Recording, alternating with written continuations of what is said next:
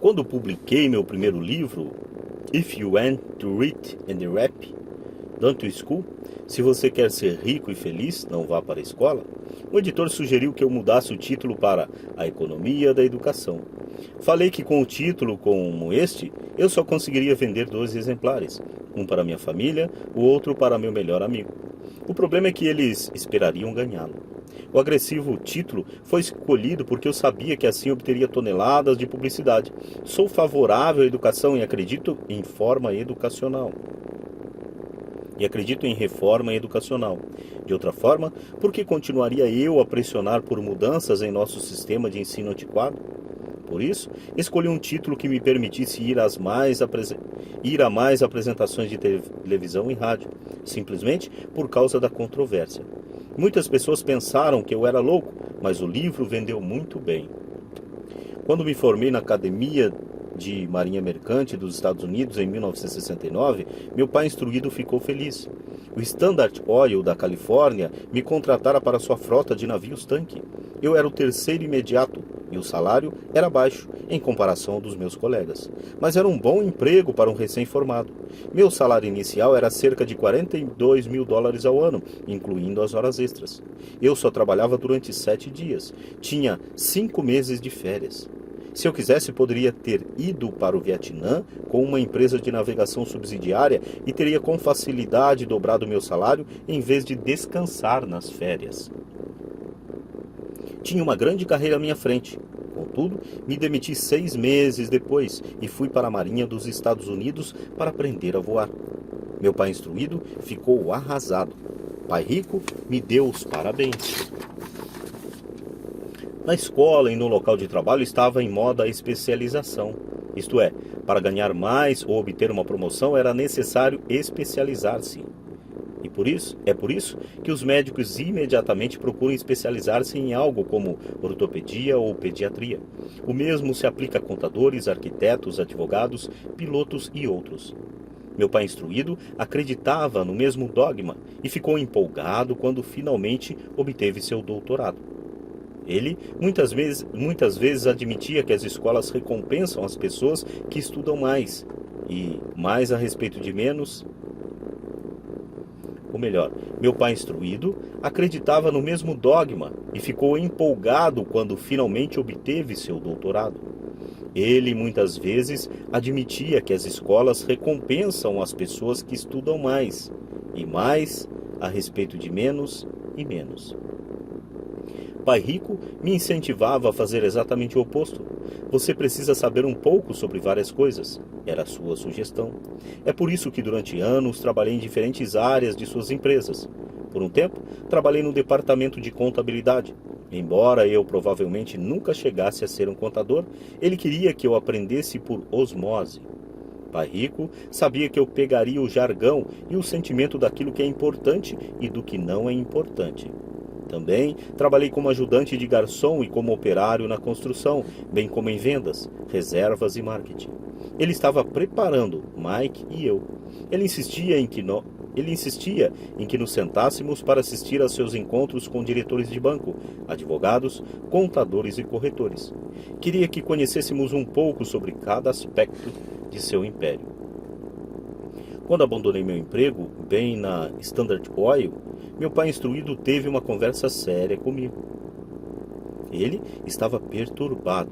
Ele não podia entender minha decisão de largar uma carreira que oferecia salário alto, grandes benefícios, muito tempo de folga e oportunidades de promoção. Quando me perguntou certa noite, por que você se demitiu? Eu não consegui, por mais que tentasse, explicar para ele. Minha lógica não encaixava com a lógica dele. O grande problema é que minha lógica era a lógica do meu pai rico. A segurança no emprego era tudo para meu pai instruído. Aprender era tudo para meu pai rico. Meu pai instruído pensou que eu tivesse ido para o curso para aprender a ser um comandante de navio. Pai rico sabia que eu estava lá para estudar comércio internacional. Enquanto estudava, fiz transporte de cargas, naveguei em grandes cargueiros, em navios-tanque e em navios de passageiros pelo Extremo Oriente e pelo Pacífico Sul. Pai Rico me incentivava a navegar pelo Pacífico em lugar de ir para a Europa, porque sabia que as nações emergentes estavam na Ásia e não no velho continente. A maioria de meus colegas de turma, incluindo Mike, ainda participava de festas nas suas fraternidades. E eu já estudava comércio, gente, estilos de negócio e culturas no Japão. Taiwan, Tailândia, Singapura, Hong Kong, Vietnã, Coreia, Tahiti, Samoa e Filipinas. Eu também frequentava festas, mas não em fraternidades. Cresci rapidamente. Meu pai instruído não conseguia entender por que eu me demitira do emprego e entrara para a Marinha dos Estados Unidos.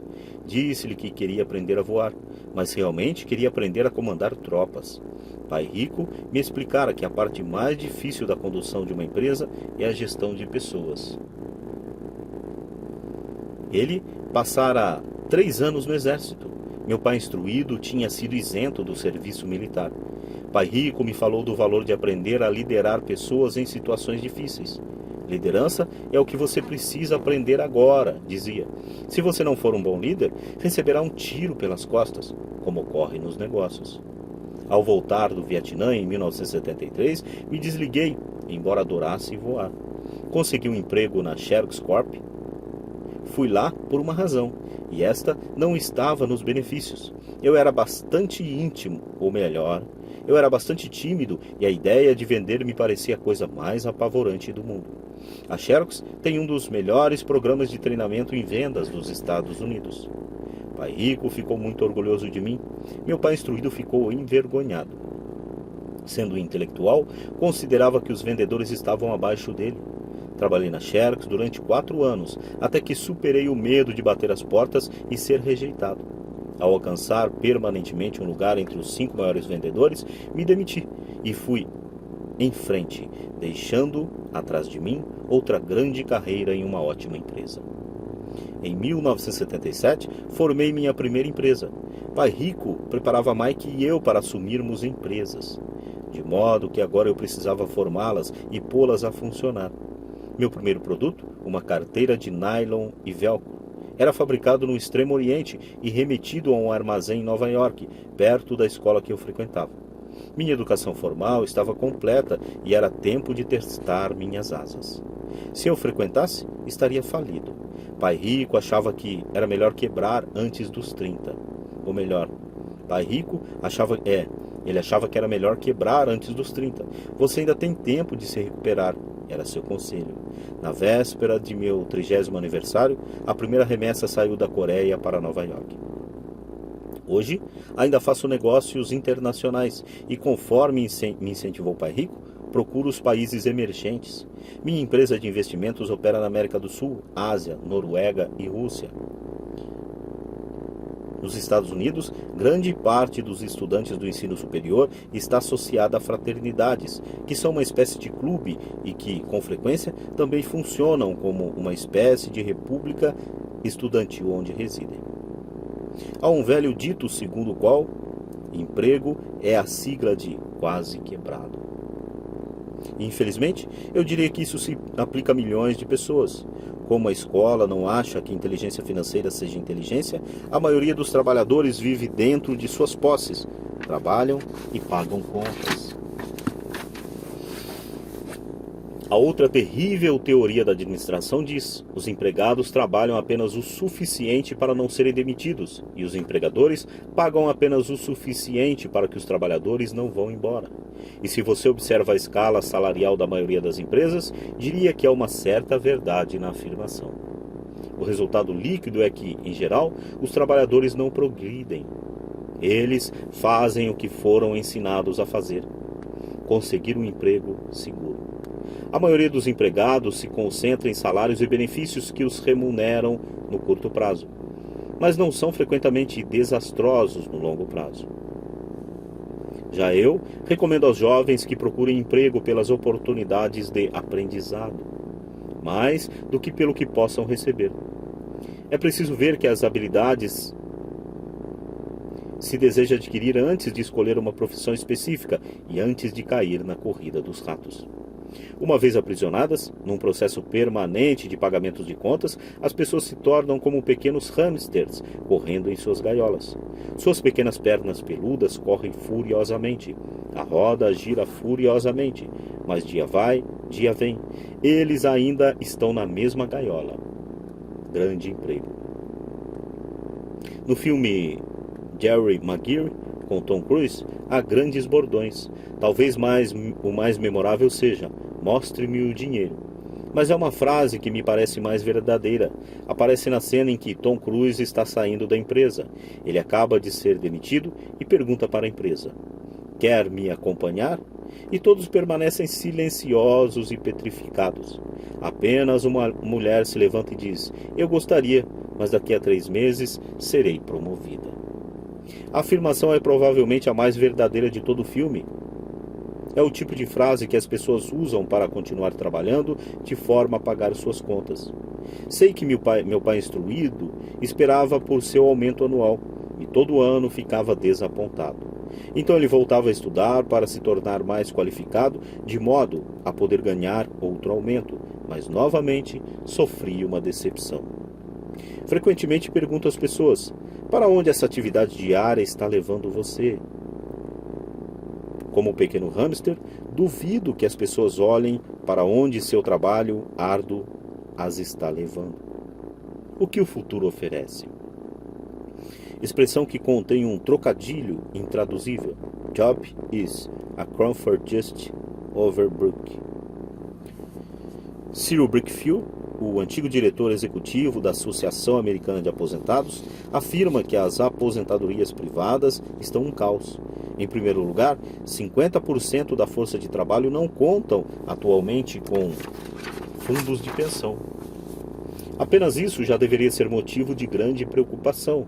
E de 75% a 80% dos demais têm aposentadorias desprezíveis, que pagam 55 ou 150 ou 300 dólares por mês.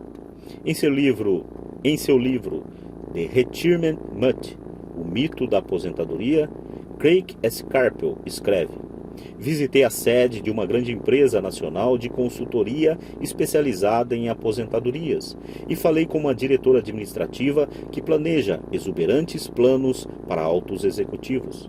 Quando lhe perguntei o que as pessoas comuns poderiam esperar receber como aposentadoria, ela disse com um sorriso confiante: a bala de prata. O que é? Perguntei. A bala de prata. Ela deu os ombros.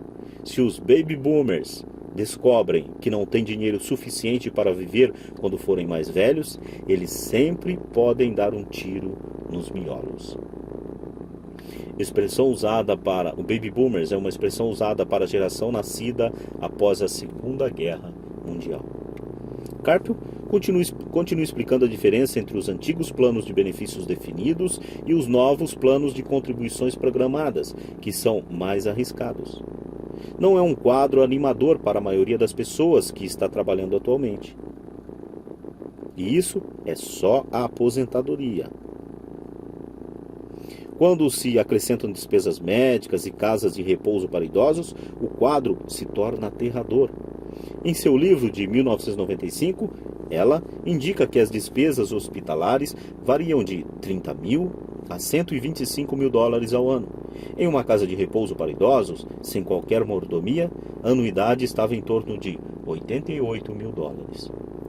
Muitos hospitais em países onde a medicina é socializada já têm que tomar decisões dramáticas como quem permanecerá vivo e quem vai morrer. Eles tomam essas decisões com base no orçamento e na idade dos pacientes. Os cuidados médicos são destinados aos pacientes mais jovens. O paciente mais velho fica para o fim da fila. Assim como os ricos podem se permitir uma educação melhor, eles também podem se manter vivos, enquanto aqueles com pouca fortuna morrem. Fico imaginando se há trabalhadores pensando no futuro, ou se eles apenas se preocupam com o próximo contra-cheque, sem questionar-se sobre o que virá mais adiante.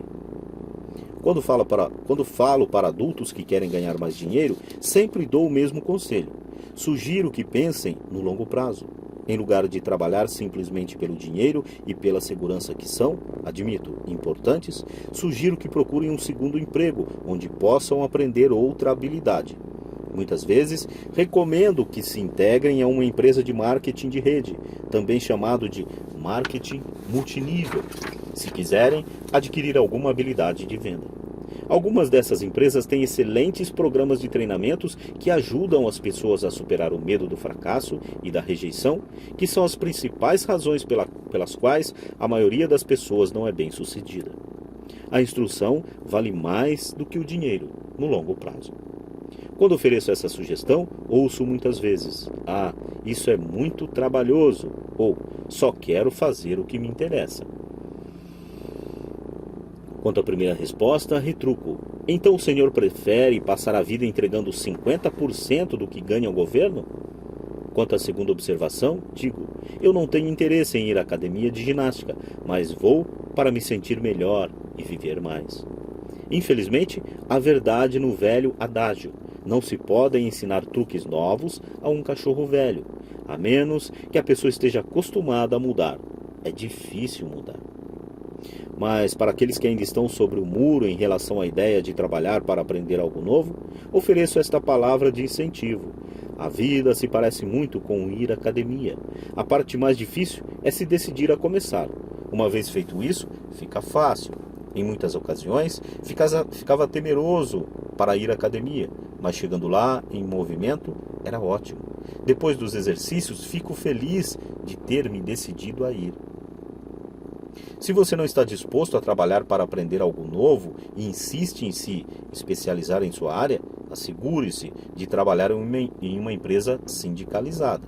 Os sindicatos foram planejados para proteger especialistas. Meu pai instruído, depois de ter caído em desgraça junto ao governador, tornou-se presidente do Sindicato dos Professores do Havaí. Ele dizia que esse era o trabalho mais pesado que já tivera na vida. Meu pai rico, por outro lado, passou toda a vida fazendo o possível para que suas empresas não fossem sindicalizadas. Ele foi bem-sucedido. Embora os sindicatos fizessem força, pai rico sempre conseguiu combatê-los. Pessoalmente, não tomo partido porque posso ver a necessidade e os benefícios de ambas as situações. Se você seguir os conselhos da escola, tornando-se altamente especializado, então procure a proteção do sindicato. Por exemplo, se eu tivesse prosseguido minha carreira de piloto de aviões, eu teria procurado trabalhar em uma empresa em que o sindicato dos pilotos fosse forte. Por quê? Porque minha vida teria sido dedicada a aprender uma habilidade que só tem valor em um ramo de atividade. Se eu tivesse que abandonar esse ramo, as minhas habilidades não teriam valor em outra atividade. Um piloto sênior, com 100 mil horas de voo, ganhando $150 mil ao ano, teria dificuldades em encontrar um emprego com igual remuneração no ensino escolar. As habilidades não se transferem necessariamente de um ramo de atividades para o outro. Os pilotos recebem salários altos por possuírem habilidades que não teriam valor, por exemplo, no sistema de ensino. Atualmente, se pode dizer o mesmo até no caso dos médicos. Com todas as mudanças ocorridas na medicina, os especialistas têm que se agrupar em organizações médicas como os planos de saúde. Sem dúvida que os professores precisam se sindicalizar. Atualmente, nos Estados Unidos, o Sindicato dos Professores é o maior e mais rico deles. A Associação Nacional de Educação tem uma força política tremenda. Os professores precisam da proteção de seu sindicato porque suas habilidades também têm escasso valor fora da área de educação. De modo que a regra prática é: se for altamente especializado, sindicalize-se. A legislação trabalhista dos Estados Unidos considera a possibilidade de empresas em que todos os trabalhadores, ou melhor, a legislação trabalhista dos Estados Unidos considera a possibilidade de empresas em que todos os trabalhadores devam ser sindicalizados e outras em que nenhum seja sindicalizado. Até mais ou menos 1947, eram admitidas empresas em que a contratação dos trabalhadores só pudesse ser feita entre sindicalizados. Depois, o dispositivo foi modificado para que os trabalhadores pudessem sindicalizar-se após a contratação. Quando pergunto às minhas turmas, quais de vocês fazem um hambúrguer melhor do que o McDonald's? Quase todos levantam a mão. Então pergunto, se a maioria de vocês faz um hambúrguer melhor do que o do McDonald's, como pode ser o McDonald's? Como pode ser que o McDonald's ganhe mais dinheiro do que vocês? A resposta é óbvia. O McDonald's é um ótimo sistema de negócios. A razão pela qual tantas pessoas talentosas são pobres é que elas se concentram na preparação de um melhor hambúrguer e sabem muito pouco sobre o sistema de negócios.